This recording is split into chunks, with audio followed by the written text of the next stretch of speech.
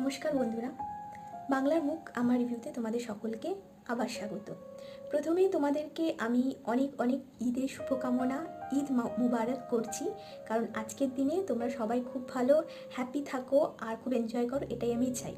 ঠিক আছে, আজকে মেইনলি আমি এসেছি তোমাদের সঙ্গে একটা এক্সপিরিয়েন্স শেয়ার করতে, যেটা আমার সঙ্গে ঘটেছে। আমি আজকে যখন মলে গেছিলাম, ম্যাক্সে গেছিলাম একটু শপিং করতে, আমার সঙ্গে একটা ঘটনা ঘটেছে, তাই আমি ভাবলাম তোমাদের সঙ্গে এটা শেয়ার করি। তো ঘটনাটা ভালো না খারাপ সেটা তোমরা বলো, কিন্তু আমি প্রথমে শেয়ার করি তোমাদের সঙ্গে। তো আমি গেছিলাম, আমার সঙ্গে আমার শাশুড়ি মা গেছিলেন।